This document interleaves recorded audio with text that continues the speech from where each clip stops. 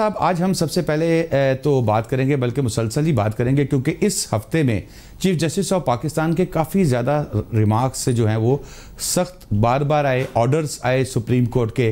पहला ऑर्डर हम डिस्कस करते हैं जिसमें सुप्रीम कोर्ट ने ये रिमार्क्स दिए, उन्होंने ऑर्डर दिया कि कोई भी करप्ट आदमी जो फाइनेंशियली या प्रॉपर्टी की मद में सरकारी अमलाक को नुकसान पहुंचाता है, किसी को फ़ायदा प्राइवेट पर्सन को पहुंचाता है, उस शख्स को जो है वो सरकारी नौकरी पर दोबारा रखना या उसको मुस्तकिल रखना जो है वो नहीं रखा जा सकता है। क्योंकि ये एक मामला कुछ चल रहा था कि जंग में जो है वो 270 कनाल ज़मीन थी, उसको जो है सरकारी ज़मीन थी, उसको जो है वो ट्रांसफ़र किया गया था। तो सवाल इसके अंदर ये है कि पंसोता साहब, इसमें तो पहले ही ऑलरेडी कानून मौजूद है कि जो अकाउंटेबिलिटी कोड से जो सज़ा याफ्ता मुजरिम हो जाते हैं उनको अदालत की जानिब से जो है वो एक उनके लॉ के अंदर मौजूद है कि वो दोबारा अगर वो सरकारी मुलाजिम है तो वो सरकारी मुलाजिम नौकरी से बर्खास्त कर दिया जाता है। शादाब साहब, थैंक यू वेरी मच। ये बड़ा ही एक मैं समझता हूँ ज़रूरी था जो डिस्कस करना था। इसमें मकसद ये नहीं कि चीफ़ जस्टिस साहब ने कहा क्या है, इसमें मकसद ये है कि लॉ जो उन्होंने डेवलप किया है। चीफ़ जस्टिस साहब प्राइमरीली जो उनका काम था सबसे ज़्यादा वकालत में भी, वो सर्विस मैटर्स ज़्यादा करते थे और इनकी बहुत अच्छी प्रैक्टिस और सर्विस के ऊपर बहुत अच्छी जजमेंट्स हैं। अब होता शादाब साहब ये है कि सिविल ब्यूरोक्रेसी में Punjab services and tribunal act का जो है, इसी तरह फेडरल सर्विस ट्राइब्यूनल एक्ट जो है, उसके तहत सज़ाएँ मुख्तस की गई हैं। अब होता ये है कि लेट से पुलिस में अगर एक आदमी is found guilty of any misconduct तो उसको पुलिस के लेवल पर सज़ा दी जाती है, डीपीओ सज़ा देता है, वो आरपीओ तक जाता है, पुलिस ऑफिसर का जो हाईएस्ट रैंक है वो पुलिस एडिशनल आईजी पंजाब है, वहाँ से फिर सर्विसेज ट्राइब्यूनल और फिर सुप्रीम कोर्ट है। अब हो ये रहा है महकमों की हायरार्की में कि ये जो सज़ाएं दी जा रही हैं, ये सज़ा तो मिलती है शुरू में, डिसमिसल फॉर सर्विस रिकमेंड हो गई, उसके टाइम बाय द टाइम ये सर्विसेज ट्राइब्यूनल तक पहुंचते हैं, सर्विसेज ट्राइब्यूनल तक पहुंचते हुए वो सज़ा बिल्कुल डाइल्यूट हो जाती है। अब उस आदमी ने करप्शन की है, मिसकॉन्डक्ट है, ड्यूटीज़ परफॉर्म नहीं की, कुछ भी नहीं की, वो होके ऊपर सुप्रीम कोर्ट चले जाता है। और सुप्रीम कोर्ट में भी मोस्टली यही रिवाज होता था कि सर्विस ट्राइब्यूनल का जो ऑर्डर है उसको बड़ा कम इंटरफेयर किया जाता था।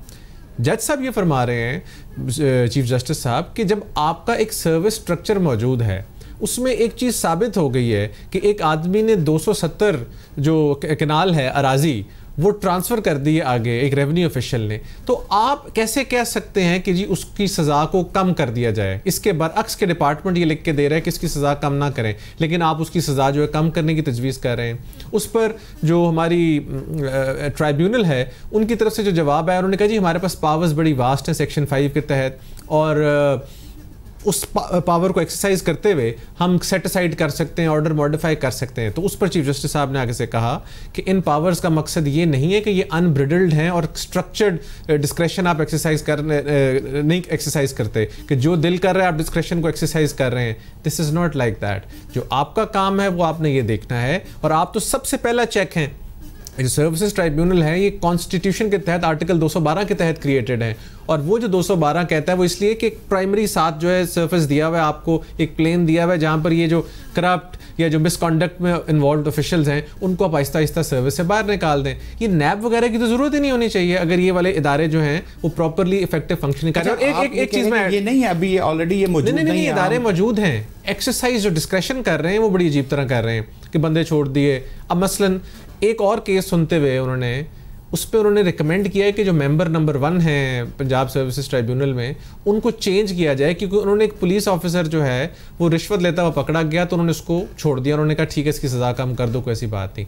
जज साहब कह रहे हैं कि जहाँ पर चीज़ प्रूव्ड है, होता ये है कि जब आपको रिमूव किया जाता है या आपके खिलाफ कोई एक्शन लिया जाता है, आपके खिलाफ पहले एक इंक्वायरी होती है, उन इंक्वायरी की बेसिस पर आपको सज़ा दी जाती है। लेट से डीपीओ ने एक सज़ा दी, उसके खिलाफ आप आरपीओ के पास जाते हैं, आरपीओ एडिशनल। अब रिवाज ये है कि जी जैसे जैसे आप ऊपर जाते जाएंगे वो सज़ा कम होती जाएगी। मैं बिल्कुल समझता हूँ कि सज़ा को इस तरह इस्तेमाल नहीं करना चाहिए कि आप आउटराइट ब्लैंकेट सजाएं दें, लेकिन ये भी नहीं ना होना चाहिए जहाँ प्रूव हो गया तो वहाँ पर आप छोड़ दें। अब ये जजमेंट आ गई है, क्या ये लॉ बन गया है या इसके लिए कोई गवर्नमेंट की सतह पर कोई इसमें लेजिस्लेशन करनी पड़ेगी ताकि ये मामलात को जो है वो प्रॉपर चले?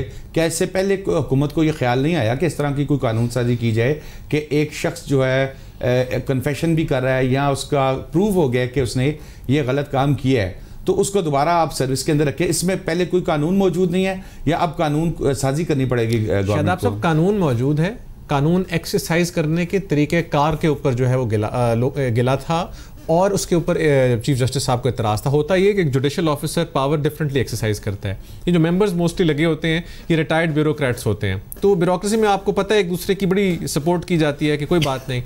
मैं समझता हूँ कंपैशन के अंदर किसी के खिलाफ नरम दिल रखने में और एक बिल्कुल आउटराइटली सज़ा माफ़ करने में बड़ा फ़र्क है। जो सज़ा उसके मुताबिक बनती है, आपने अल्लाह को हाजिर नाजिर जान के एक जुडिशल पोजीशन आप एंजॉय कर रहे हैं। सर्विसेज ट्राइब्यूनल एक्ट, इसमें बड़े बड़े ज़बरदस्त अफसर रहे हुए, इसके चेयरमैन थे पिछले हमारे जनाब सईद अख्तर साहब, रिटायर्ड हाई कोर्ट के जज थे। What a fine gentleman.